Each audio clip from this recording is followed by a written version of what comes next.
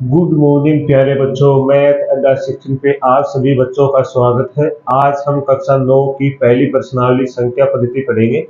संख्या पद्धति अर्थात संख्याओं के बारे में अध्ययन करेंगे। तो आप सभी को बोर्ड की तरफ अच्छे से ध्यान रखना है ताकि आपको अच्छा से अच्छा समझ में आ सके। तो कक्षा 9 की प्रश्नावली पहली है संख्या पद्धति। संख्या पद्धति का मतलब है जिसमें संख्याओं का अध्ययन हम कर सके। जैसे पहले कौन सी संख्या होती है, जैसे हम बोलते हैं पहली कौन सी संख्या होती है, प्राकृत संख्या। कौन सी संख्या होती है, प्राकृत संख्या। प्राकृत संख्या होती है जिसे हम इंग्लिश में क्या बोलते हैं, natural number. NATURAL, natural number. NUMBER, मतलब जिसे बोलते हैं नेचुरल नंबर, प्राकृत संख्या, या इंग्लिश में बोलते हैं नेचुरल नंबर। नेचुरल नंबर का मतलब वो संख्या होती है जिनकी शुरुआत कहां से कर सकते हैं, कहां से शुरुआत होती है। तो याद रखना, प्राकृत संख्या दूसरी नेचुरल नंबर होती है, वो एक से शुरू होती है। कहां से, एक से शुरू होके कहां तक चलती है, तो याद रखना अनंत तक चलती है। अनंत तक का मतलब होता है कि उनका हम निश्चित स्थान नहीं बता सकते कि संख्या कहां तक है। अनंत तक मतलब हजार, करोड़, लाखों, अरबों तक हो सकती है।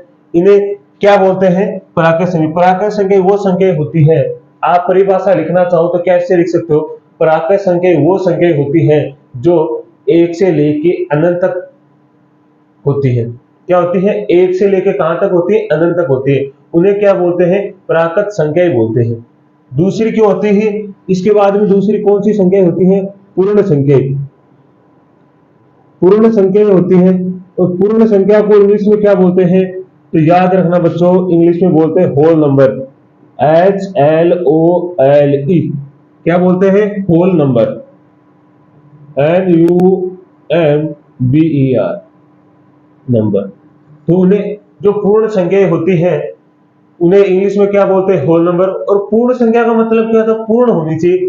पूर्ण कब हो सकती है, पूर्ण कब हो सकती है, जैसे हम बोल दें कि भाई ये बच्चा पहली क्लास में है और आज अभी तो ये शुरुआत किया है, जब ये पूर्ण हो जाएगा उसके बाद में मान लो इसको क्लास तीसरी चौथी में बिठा देंगे। तो इसका मतलब पूर्ण का मतलब है कि जिससे इसे बेसिक आना लगे, जोड़ बाकी गुणा भाग सब आने लगेगा, उसके बाद इसको हम किस में बिठा देंगे, चौथी क्लास। उसी तरह ये पूर्ण संख्या है, पूर्ण का मतलब पूरी होनी चाहिए। तो देखो यहाँ पर आकर संख्या, इसमें किसकी कमी है, ये पूरी हो जाए। तो हमें दिखाई दे रहा कि इसमें क्या शामिल है, जीरो। यदि हम पूर्ण संख्या में जीरो शामिल कर दे और जीरो से शुरू होके कहां तक जाती है, दो, ये भी कहां तक जाएगी, अनंत तक। अनंत तक जाएगी क्योंकि इसको हमने पूर्ण संख्या बना दिया। पूर्ण संख्या कब बन जाती है, जब इसमें जीरो शामिल होते ही प्राकृत संख्याओं में जीरो शामिल कर दे, तो उसके बाद में जो क्या बनती है, हमारे पास पूर्ण संख्या बनती है। क्या बनती है, पूर्ण संख्या बनती है। उसके बाद में क्या आता है, पूर्णांक संख्या। पूर्णांक संख्या,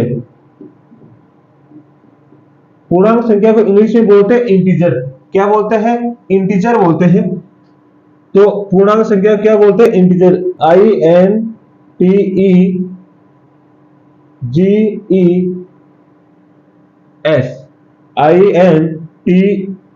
INTEG, सॉरी यहां आएगा RS।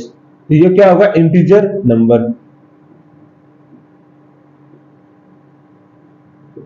तो पूर्ण संख्याओं को इंग्लिश में क्या कहते हैं, इंटीजर नंबर। अब पूर्णांक संख्या होती है, सॉरी पूर्ण का नहीं, पूर्णांक संख्या के बारे में पढ़ रहे हैं, तो पूर्णांक संख्या को इंग्लिश में बोलते हैं इंटीजर नंबर।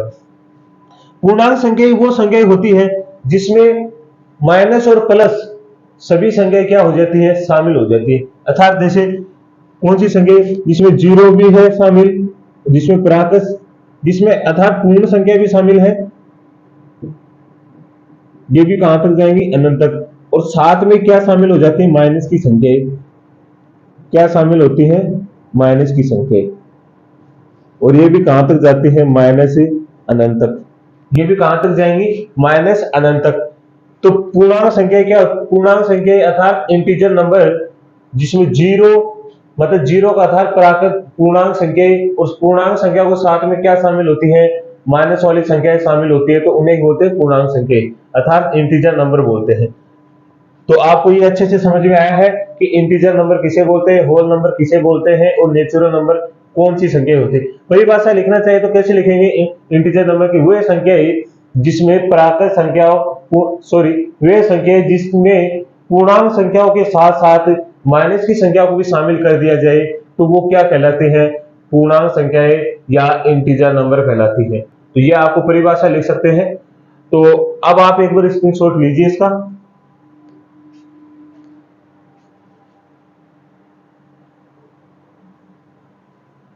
तो आपने स्क्रीनशॉट ले लिया है। अब देखो, मैन तो हमने ये संख्याएं पढ़ी है। मैन क्या है? इसमें परिमेय संख्या, अर्थात परिमेय संख्या क्या होती है? मैन टॉपिक तो ये चलेगा इसमें, तो हमें परिमेय संख्या के बारे में पढ़ेंगे।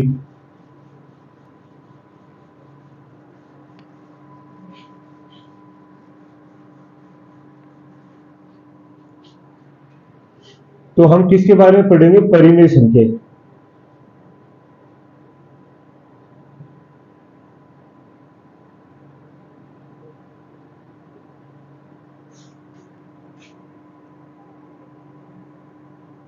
और परिमेय संख्या को इंग्लिश में बोलते हैं नेचुरल नंबर।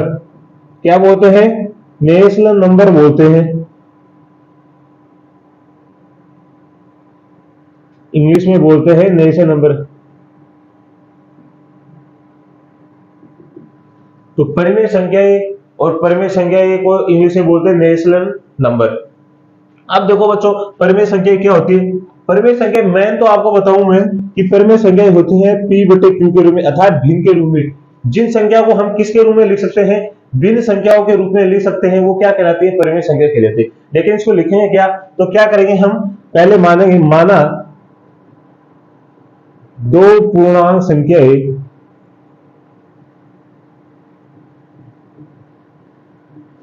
P और क्या है?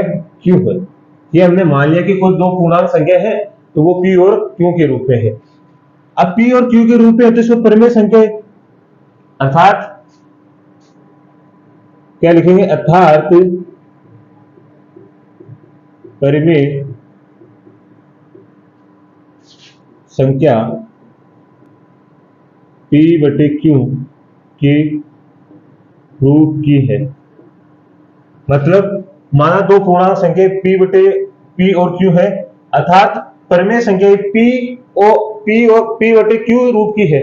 जहां क्या है? जहां Q क्या है? जहां Q नहीं है, किसके बराबर नहीं है? जीरो के, मतलब नॉट इक्वल है। Q का मान जीरो के क्या है? मतलब Q नॉट इक्वल होता है जीरो के। नॉट इक्वल का मतलब होता है Q कभी भी जीरो नहीं होता है। अब नॉट इक्वल का मतलब कि जीरो क्यों नहीं होता है? तो जीरो क्यों, इसी पे जोर हम क्यों दे रहे हैं कि जीरो क्यों नहीं होता है? तो देखो बच्चों, जैसे हमने P बटे Q हमने लिखा है और यहां हमने लिखा है कि Q का मान कि जीरो नहीं होता, तो इसको समझो। जैसे मान लो, एक बार हम मान के चले कि P का मान क्या है? 1 है, और मान लिया Q का मान क्या है? 0 है। तो यहां रख के देखते हैं, जैसे 1 बटे 0 क्या होता है? 0। तो बच्चों इसका मान आता है अपरिभाषित। अपरिभाषित आता है। जैसे कि आप 1 के अंदर 0 का भाग लगाओगे तो उसका मान क्या निकल के आता है? अपरिभाषित। अपरिभाषित का मतलब होता है कि आप बता ही नहीं सकते इसका मान क्या है। आप यही नहीं बता पाओगे कि इसका मान क्या है, तो क्या वो कोई मान रहेगा?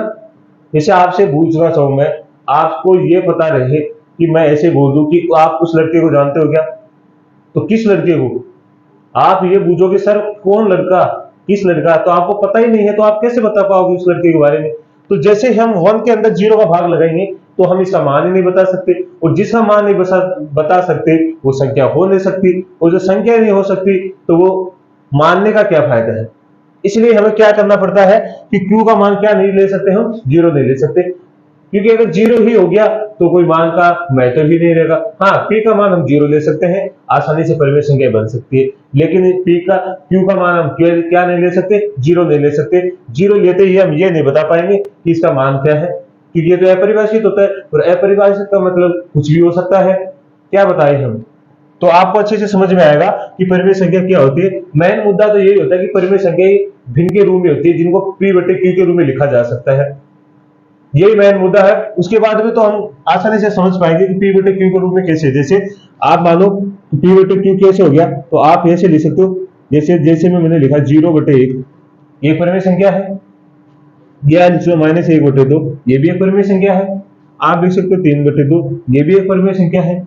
आप लिखो 1.5, ये भी एक परिमेय संख्या है। आप ये सोचोगे सर 1.5 परिमेय संख्या कैसे हुई, तो देखो 1.5 परिमेय संख्या ऐसे हुई। 1.5 है, देखो एक संख्या के बाद पॉइंट लगा हुआ होता है, एक संख्या के जैसे ही बाद में पॉइंट लगा होता है, तो इस पॉइंट को हटाने के लिए हम नीचे कितना लगा सकते हैं, 10, क्योंकि एक पॉइंट के बाद एक संख्या के बाद पॉइंट होता है, तो उसको हटाएंगे तो नीचे कितना आता है, 10 आता है। तो अब देखो परिमेय संख्या बन गई। इसका अर्थ हुआ कि 1.5 में क्या होती है, परिमेय संख्या होती है।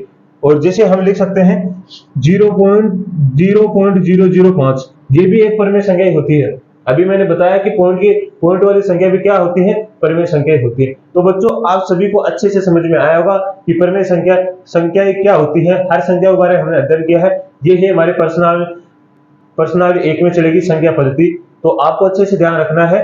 तो जो भी नहीं समझ में नहीं आ रहा है, आप कमेंट में लिख के बताएंगे कि सर हमारे ये समझ में नहीं है, एक बार आप फिर से बताइए। तो हम आगे वाली क्लासों में आपको अच्छे से बता देंगे। तो आप एक बार इसका स्क्रीनशॉट लेंगे। तो चलो बच्चों आगे पढ़ते हैं।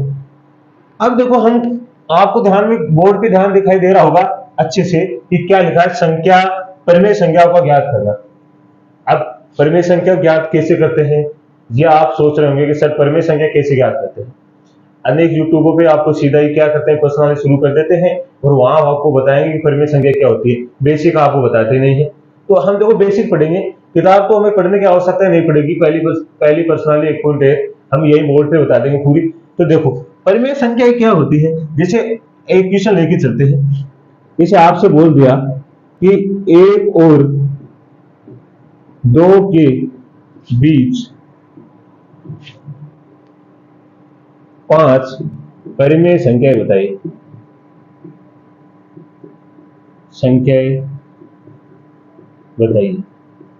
क्वेश्चन ये हुआ, क्वेश्चन लिखा आपके सामने।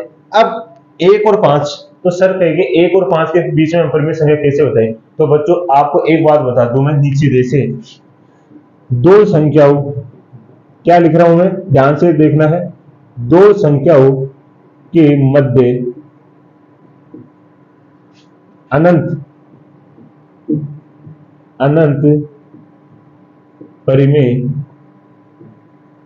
अनंत परिमेय संख्याएं होती है। क्या होती है बच्चों, अनंत परिमेय संख्याएं होती है। अनंत का मतलब आपको 2 संख्या दे देगा और आपसे मुझे 6 परिमेय संख्याएं बताइए। आप कोई सी भी परिमेय संख्या अपने द्वारा कोई सी भी परिमेय संख्या निकाल सकते हैं। अब मैं बताऊंगा कि आपको निकालना कैसे है और कैसे अनंत होती है। जैसे आपसे लिखा है 1 और 2 लिखा है। अब इसके बीच में हमें कितनी बतानी है, 5 परिमेय संख्या बतानी है। जब भी आपसे जितनी परिमेय संख्या पूछ रहा है उससे एक अधिक, क्या आपसे जैसे 5 पूछ रहा है, इससे एक अधिक कितना होता है, 6। कितना होता है बच्चों, 6 होता है। तो आपको क्या करना है, इनके, अब जैसे मैं इसके नीचे 1 लगा दूं, इसके नीचे भी 1 लगा दूं, कोई फर्क पड़ा क्या, नहीं पड़ा ना, क्योंकि 1 का तो कोई फर्क पड़ता ही नहीं। अब ये किसके रूप में बन गई है, भिन्न के रूप में बन गई है। अब जैसे ही आपसे पूछा है कि क्या पूछा है कि 5 परिमेय संख्या बताइए, तो आपसे एक अधिक लेना है।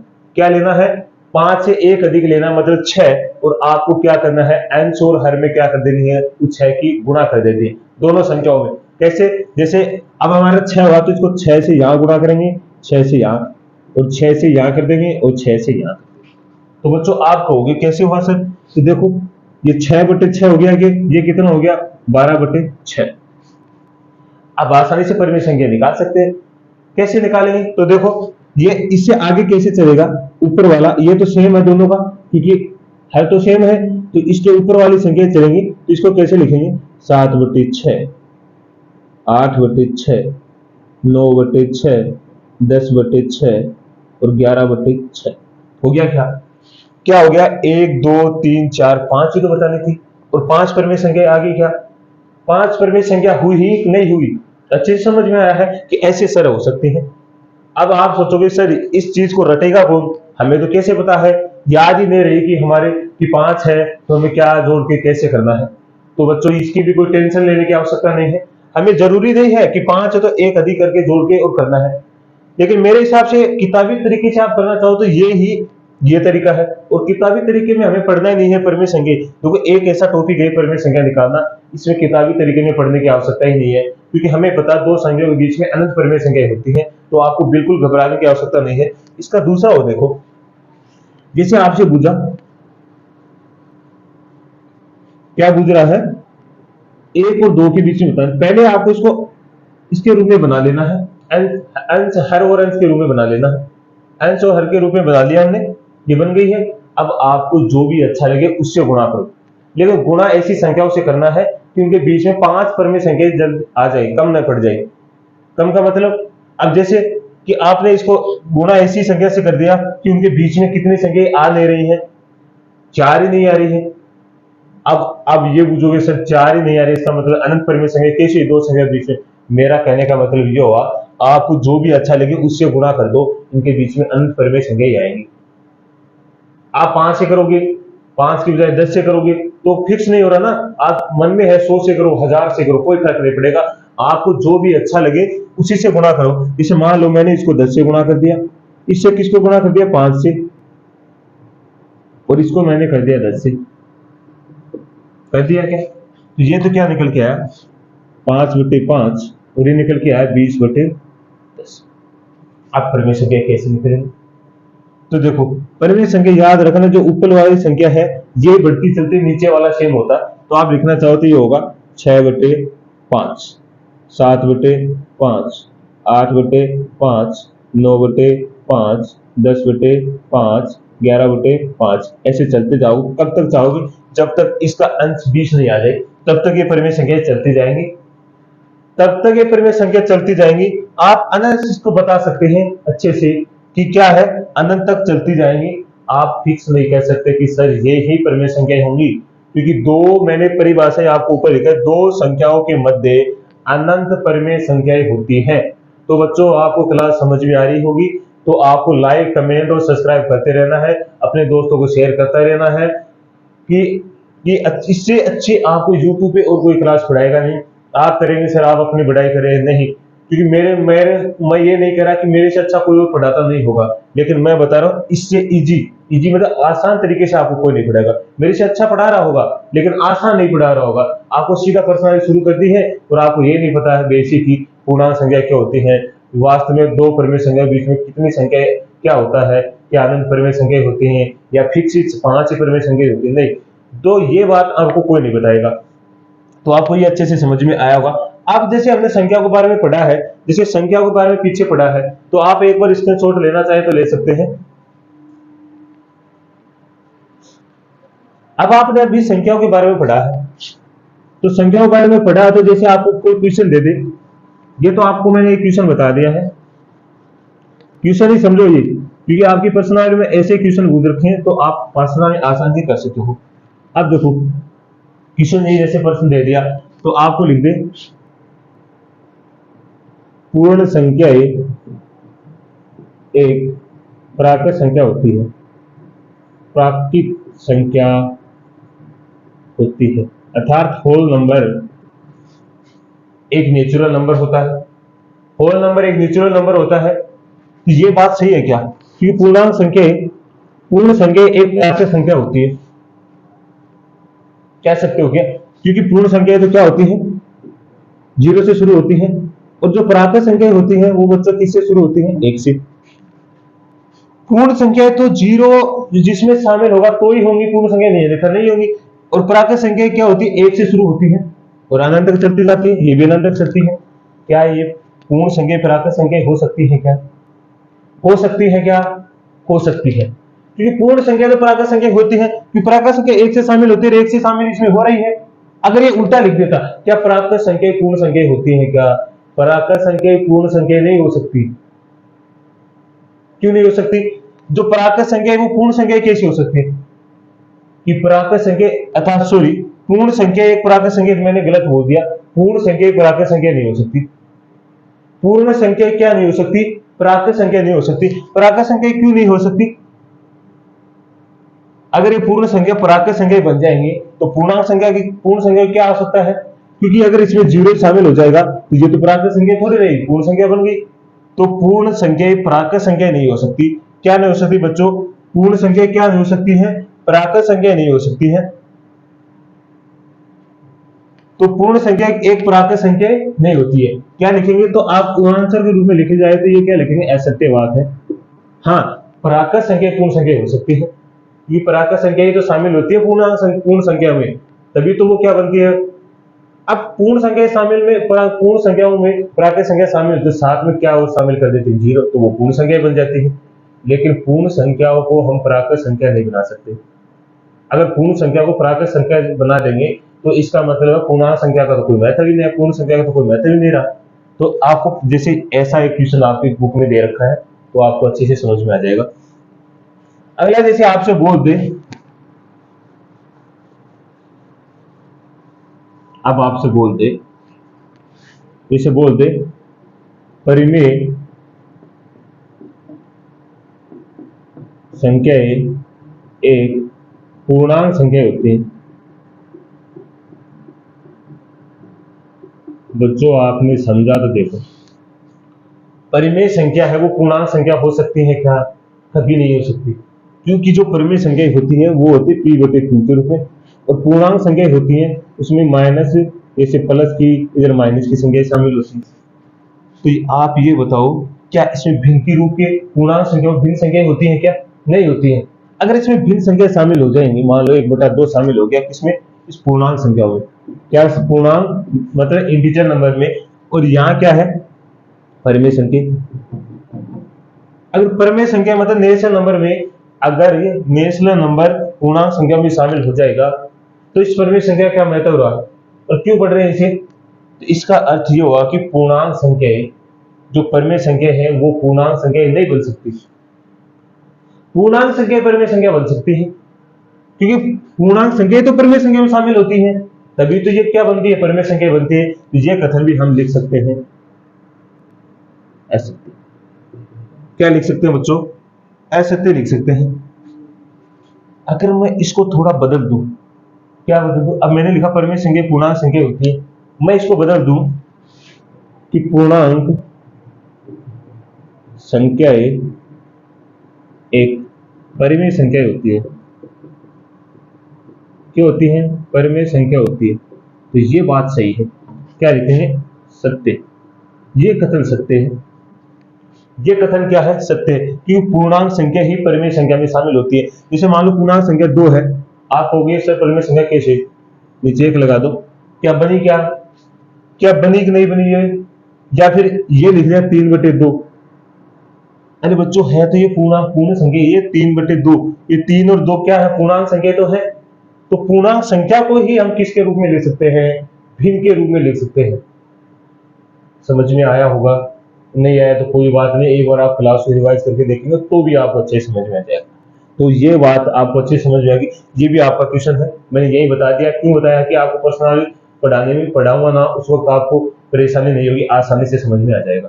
तो बच्चों, आज के लिए 9वीं क्लास का संख्या पद्धति के बारे में हमने पढ़ा है, आपको अच्छे से समझ में आएगा। तो सभी को धन्यवाद।